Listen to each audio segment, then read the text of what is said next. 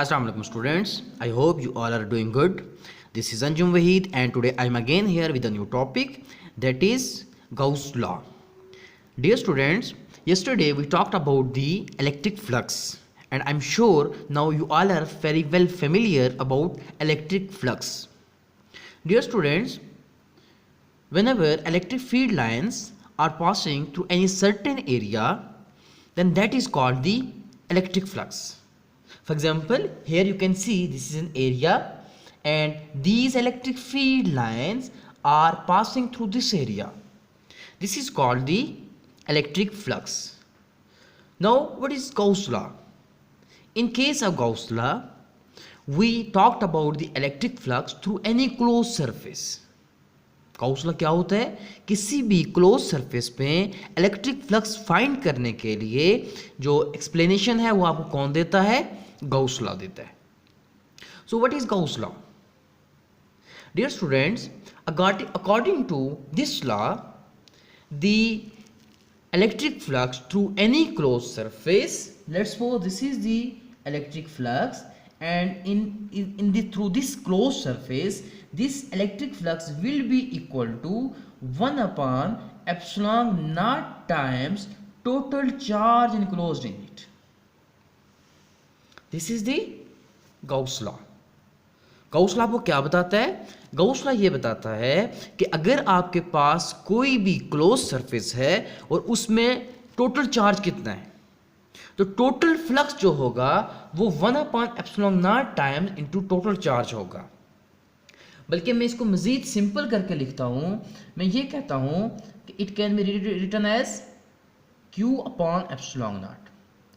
Gauss law आपको ये बताता है, देखिए अगर आपके पास कोई भी क्लोज सरफेस है तो उसमें इलेक्ट्रिक फील्ड लाइन किसी चार्ज की वजह से होंगी, तो किसी क्लोज सरफेस पे कितना टोटल चार्ज है. Is it clear?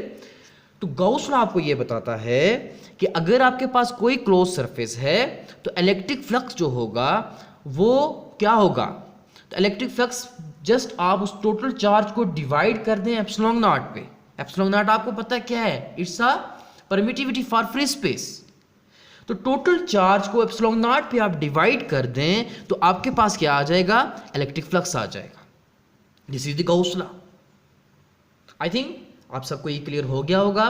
And in case of any query और any confusion you may ask me any question in comment section. Now here what will be the explanation of Gauss law.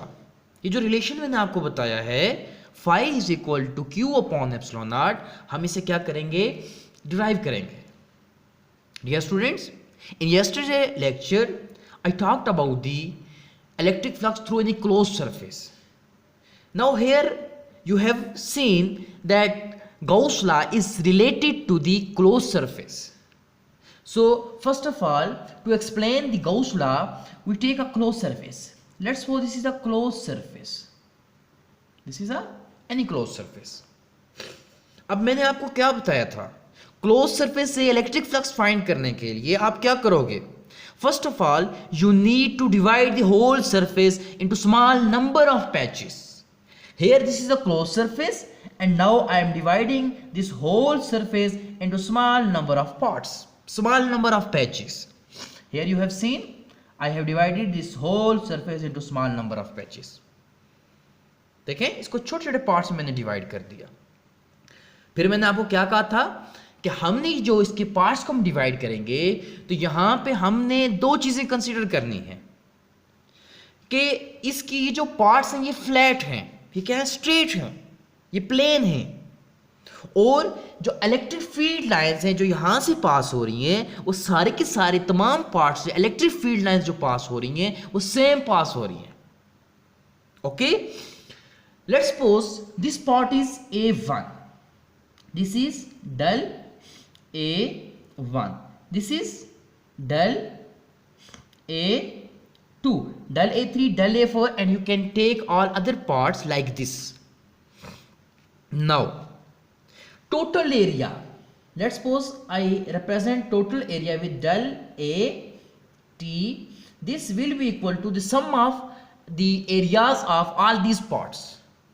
First part total area will be equal to del A1 plus del A2 plus up to so on del AN.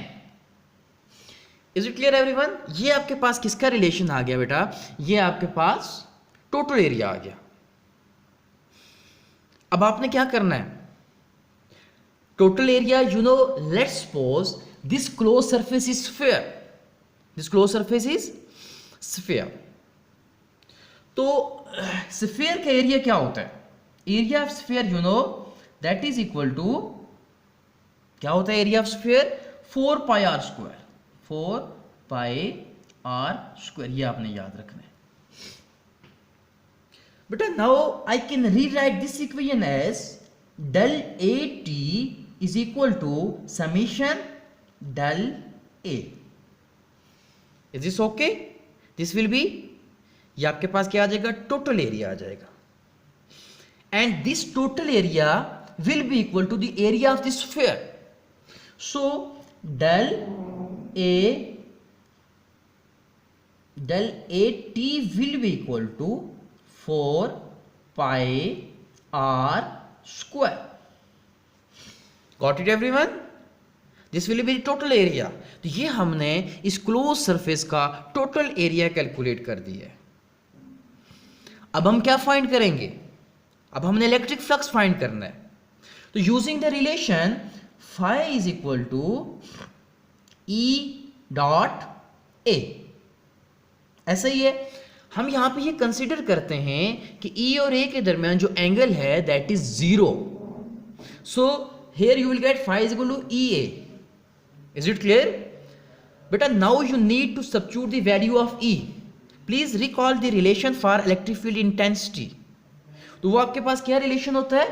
That is E is equal to 1/4 pi epsilon not Q upon R square. ये relation आपने previous lectures में पढ़ा था। Now I am substituting these two values over here and we will get phi is equal to 1/4 pi epsilon not A की जगह क्या आ जाएगा? 4 पाई R स्क्वायर। और बेटा यहां पे 1/4 एप्सिलॉन नॉट 1/r स्क्वायर और साथ r स्क्वायर को मैं u मेंशन कर देता हूं। Is this clear? This is the value for E and here this is the relation for area of the sphere. Here you can cancel out 4 पाई से cancel out हो जाएगा, r square से cancel out हो जाएगा। And finally you will get what? Finally you will gate phi is equal to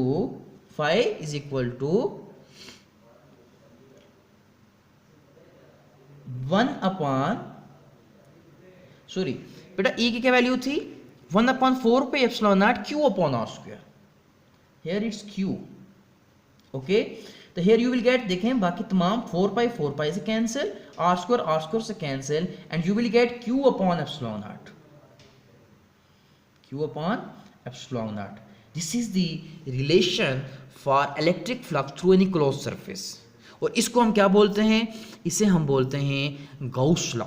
ये normally इसको Gauss's law भी पढ़ा जाता है। Is this clear to everyone?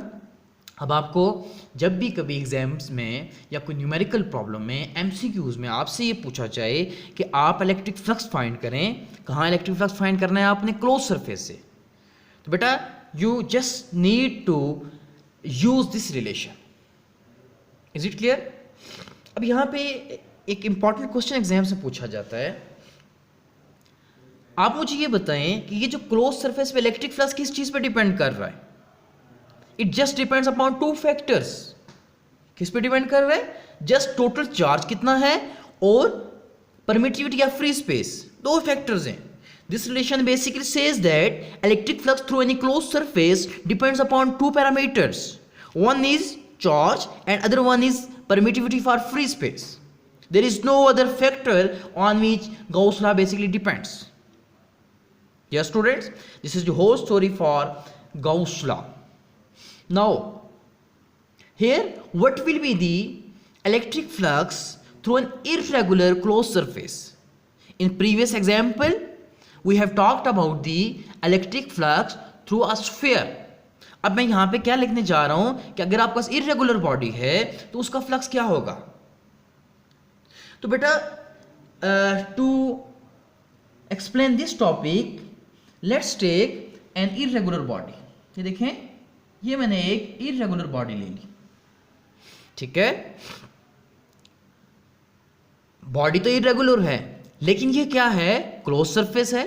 Close surface के लिए मैंने आपको क्या बताया था कि to find the electric flux through close surface first of all you need to divide the whole surface into small number of parts. So first of all you need to divide into small number of parts. Okay, here I have divided this whole surface into small number of parts. Got it everyone? Let's suppose आपके पास जो यहाँ पे ये part है, यहाँ पे जो charge है दिस चार्ज इज Q1, ये जो चार्ज है दिस चार्ज इज Q2, यहाँ पे जो चार्ज है this charge is Q3 and so on. You can take all other charges like this. समझ रहे हैं? ओके, नाउ चूंकि ये क्लोज सरफेस है तो मैं इस क्लोज, फॉर एग्जांपल मैं इस सरफेस की क्या फाइंड करता हूं, इलेक्ट्रिक फ्लक्स फाइंड करता हूं। Let's suppose electric flux for this surface is φ1, so φ1 will be equal to Q1 upon epsilon not. Okay, let's suppose the electric flux for this surface is φ2 and this will equal to Q2 upon epsilon naught. Similarly φ3 will be equal to Q3 upon epsilon naught. Okay, this is 3 and so on. φn will be equal to Qn upon epsilon naught. Now total flux will be equal to φ1 plus φ2 plus φ3 plus up to so on φn. This will be the total flux.